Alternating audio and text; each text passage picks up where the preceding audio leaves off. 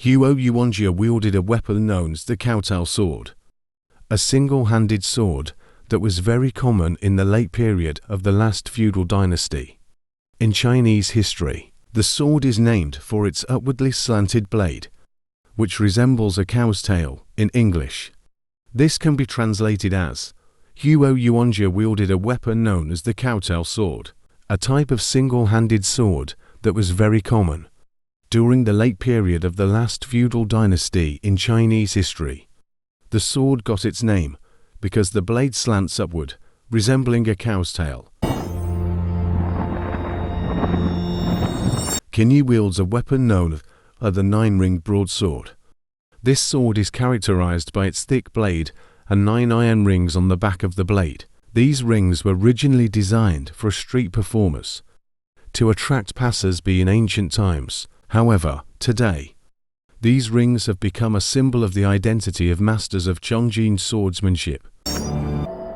Swinging the sword to test. Notice that Huo Yuanjia here is not using the blade to chop, but the body of the sword for a swordsman. Disarming an opponent's weapon is a very satisfying thing. Turning around and chopping with the sword. Blocking with the right hand. Parrying with the left. Suking carrying a sword on his back. Force-splitting Huoshan, that has started off extremely fiercely. Both of their weapons are single-edged, suitable for chopping, so their moves are very fierce when they clash. Kinnyi's sword is stiff and heavy. Huo Yuanjia originally wanted to move quickly with speed, but he didn't expect that Qin Yi's speed was not inferior to his own. When wielding the sword with both hands, it turns out that Qin Yi has been swinging his sword 500 times a day since he was 10 years old. Now, as the head of the Iron Sword sect, his speed and strength in swordsmanship have become famous throughout the martial arts world in Chongjin. This advantage directly allowed Qin Yi to use his famous skill force-splitting Huoshan in the martial arts world.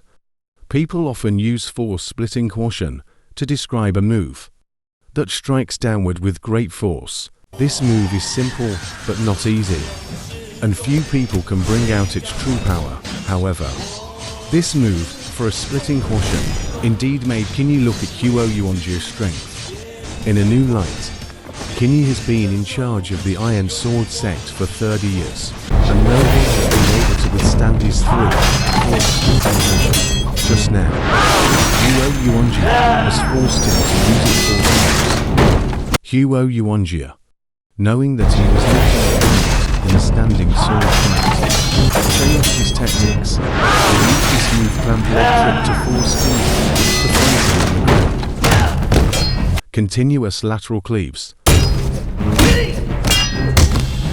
Backward roll to stand. Qin Yi wanted to get up, but of course Huo Yuanjia wouldn't let him.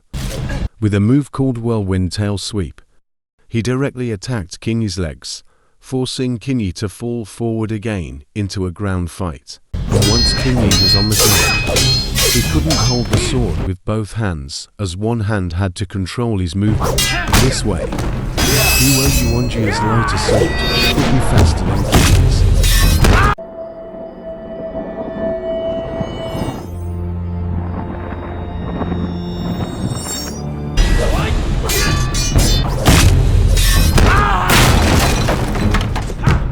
Reverse strike. Circular swing. Quickly chop down with the reaction force of the collision. Spinning slash. Vertical strike. Overhead chop. Retreat and block. Leaping strike. Low sweep. Hanging upside down from a beam. Huo Yuanjia couldn't handle Qin Yi in ground combat and floor combat, so he had to try another way to find an opportunity. Since Qin Yi's weapon was heavier than Huo Yuanjia's, it would inevitably be slower to swing upwards. The unresponsive Qin Yi was almost given a craniotomy by Huo Yuanjia. At this point in the fight, it was difficult to determine a winner between the two. The only difference was that under the mutual hacking, the notch in Huo Yuanjia's blade was obviously much larger than that of the nine-ring broadsword. It could no longer withstand heavy blows and was directly cut off by King Yi. Reverse grip. Circular parry. Low spin attack. The hidden blade style is a secret technique in the martial arts learned by King Yi, known only to his descendants. The reason it's called hidden blade style is because it provides an opportunity for a desperate counterattack at the moment of life and death. In China, there are typically 3 types of hidden blade styles.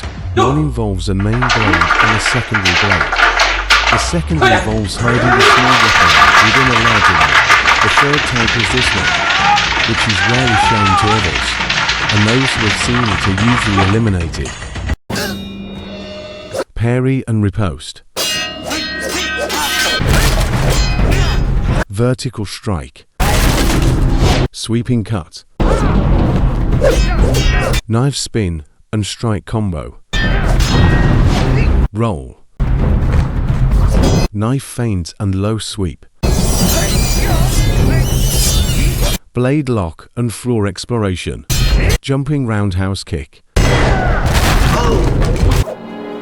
Block. Overhead chop. Horizontal strike. Thrusting stab. Huo Yuanjia surprisingly used his fingers to hold the iron ring, halting the downward attack. In the martial arts world, there have always been various opinions about the iron ring on the knife. Some believe it's a counterweight to enhance chopping power, while others see it as a symbol of status and identity. High kick.